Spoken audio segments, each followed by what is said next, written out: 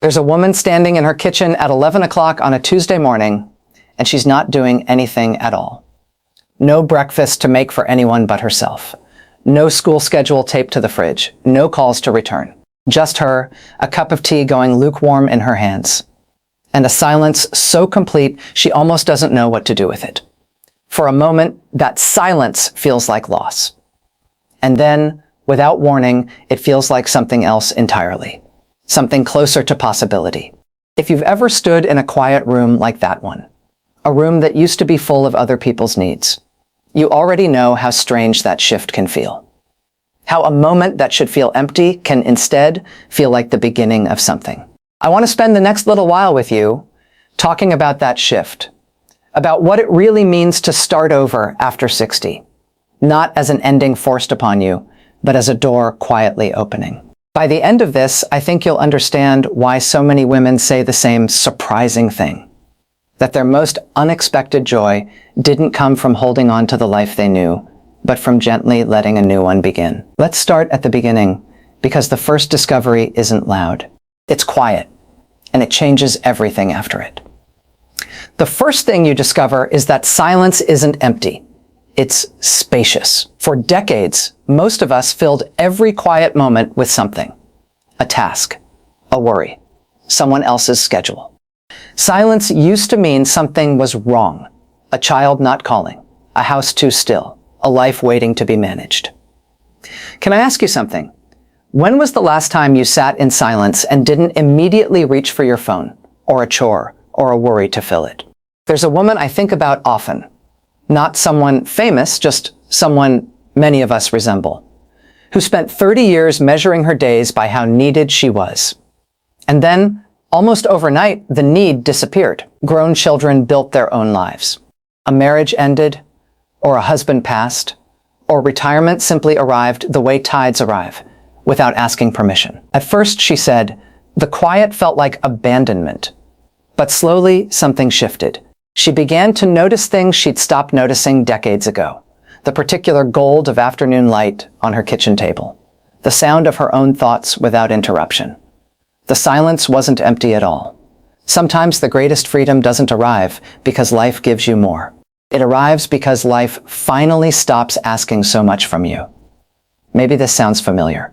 Maybe you've felt that same strange quiet and mistaken it for loneliness, when really it was just room for something new to walk in.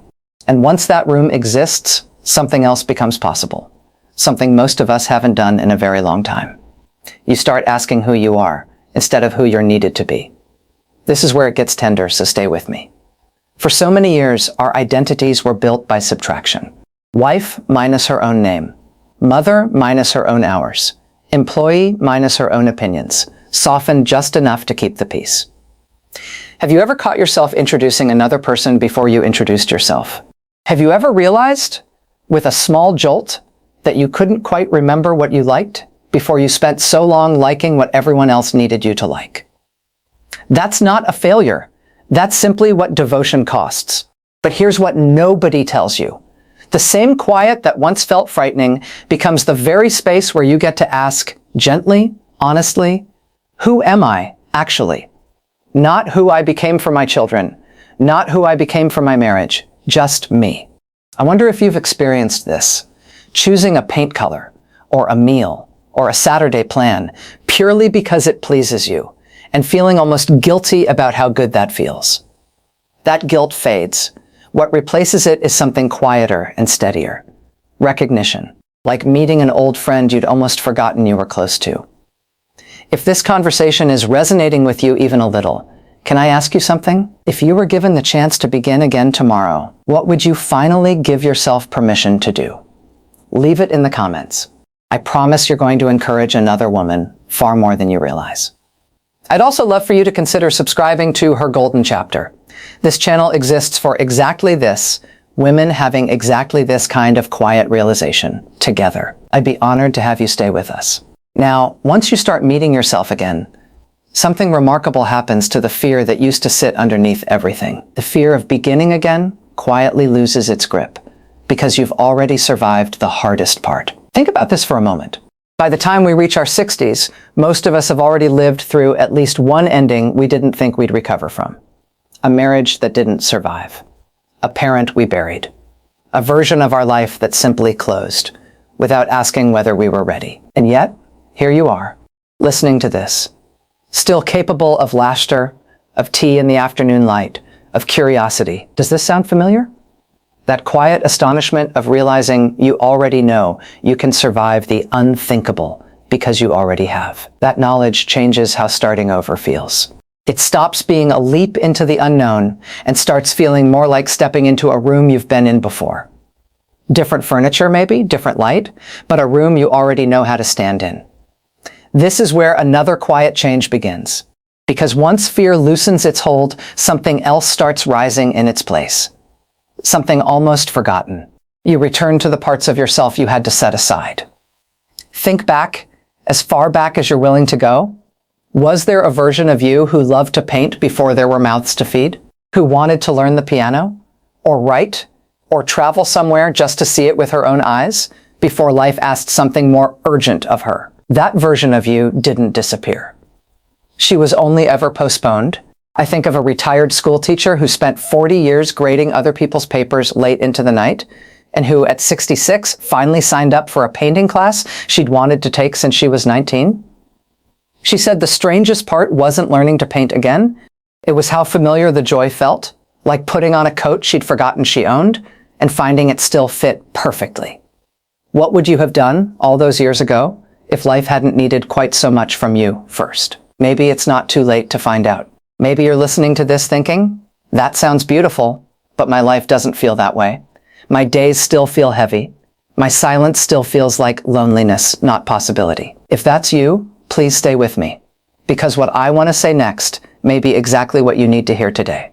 Starting over doesn't require your grief to be finished, or your circumstances to be perfect, or your fear to be gone completely. It only requires one small, honest step. Noticing one thing you want and letting yourself want it a little longer than you usually allow. That's all it takes to begin. Not certainty, just willingness. And willingness becomes so much easier once you understand something most young people haven't lived long enough to learn yet. Failure stops being something you fear because you finally understand it was never a verdict. A woman in her late 60s told me something I'll never forget. I opened my first little bakery at 68, she said. It closed 18 months later. Then she smiled. But do you know what didn't close? My courage. When you're 25, failing at something can feel like proof of who you are. At 60, most women have quietly discovered something freeing. Failure isn't proof of anything. It's just information. It tells you what didn't work this time, nothing more, nothing less. Have you noticed how much lighter it feels to try something new now? Knowing that if it doesn't go well, it won't undo you? You're no longer building your whole identity on the outcome. You already know who you are. We talked about that earlier. So failure becomes something that happens, not something you become. This is why so many women describe their 60s and 70s as the most creatively fearless years of their lives. Not because they became braver overnight, but because they stopped needing every attempt to succeed in order to feel like enough.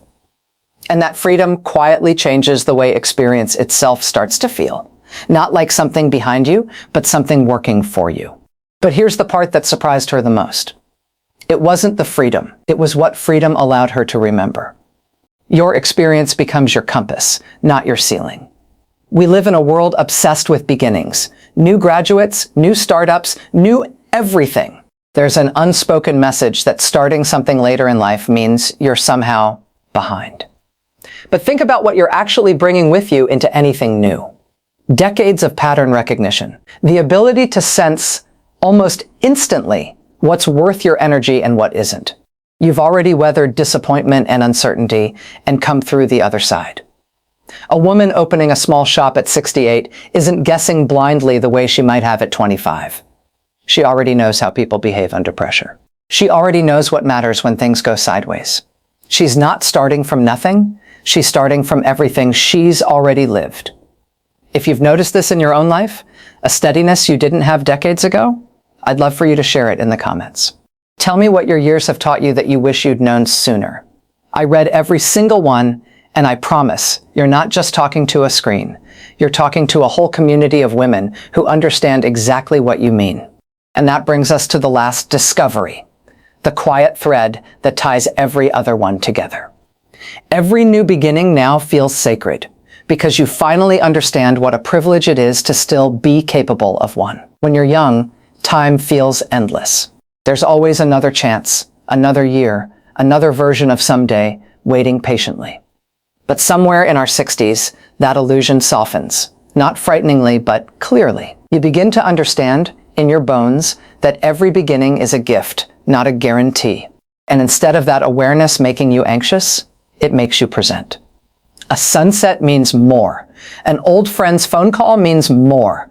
Starting something new, a friendship, a hobby, a home, in a place you've always loved means more, because you finally understand what it costs to still be capable of beginning at all. This is why so many women describe starting over after 60, not with fear, but with something closer to reverence. The first morning in a new home, the first class, the first trip taken entirely for yourself, feels sacred in a way it simply couldn't have felt decades ago. Back then, you didn't yet know how much a beginning was truly worth. Perhaps tomorrow morning you'll stand in your own kitchen, or sit on your porch with a cup of tea, or watch the afternoon light move across your living room floor. And maybe, for the first time in a long time, you won't see an ending. You'll see an invitation. Perhaps the most beautiful thing about starting over isn't the new hobby, or the new home, or the new dream. It's finally meeting the woman you might have become years ago if life hadn't needed quite so much from you first. And now, quietly, gently, she's finally here. Before you go, if this conversation gave you even a small sense of peace today, I'd be so grateful if you'd subscribe to her golden chapter. This community grows because women like you choose to stay and to share these moments with someone else who might need to hear them too. Walk gently into whatever comes next, not with fear, but with quiet confidence. Your next beginning isn't arriving too late. It's arriving exactly when you're finally ready to appreciate it. Until next time, keep embracing your golden chapter.